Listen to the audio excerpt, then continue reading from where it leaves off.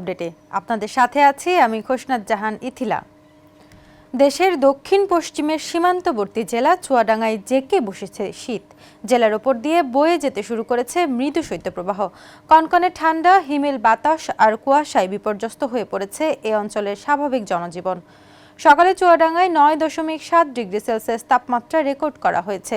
আবহাওয়া অধিদপ্তর জানিয়েছে, আজ থেকেই চুয়াডাঙ্গার ওপর দিয়ে মৃদু শৈত্যপ্রবাহ করেছেন ছিন্নমূল ও খেটে খাওয়া মানুষ। তীব্র শীত উপেক্ষা করেই জীবিকার তাগিদে ঘর থেকে বের হতে হচ্ছে দিনমজুর, ভ্যান চালক ও শ্রমিকদের।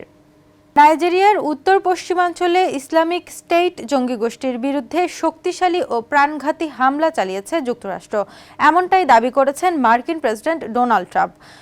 ক্রিসমাসের দিন রাতে ট্রুথ সোশ্যাল প্ল্যাটফর্মে দেয়া এক পোস্টে নিজেই এই তথ্য জানিয়েছেন যুক্তরাষ্ট্রের প্রেসিডেন্ট ডোনাল্ড ট্রাম্প।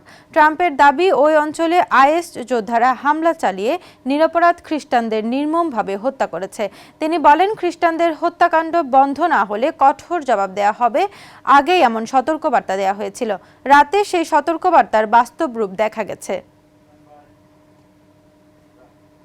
আজ থেকে সিলেট আন্তর্জাতিক স্টেডিয়ামে সিলেট টাইটান্স ও রাজশাহী ওয়ারিয়র্সের ম্যাচ দিয়ে মাঠে গড়াবে বিপিএল।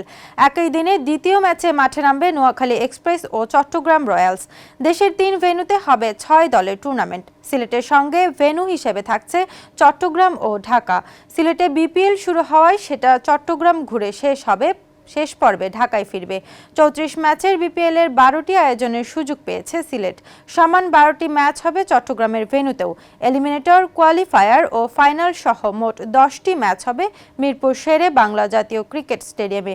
26 ডিসেম্বর সিলেট, 5 জানুয়ারি চট্টগ্রাম এবং 16 জানুয়ারি শুরু হবে বিপিএল এর ঢাকা পর্ব। দর্শক, এই ছিল এশিয়ান নিউজ আপডেট। আমাদের পরবর্তী আপডেট দেখার আমন্ত্রণ রইল। ধন্যবাদ এতক্ষণ সাথে থাকার জন্য।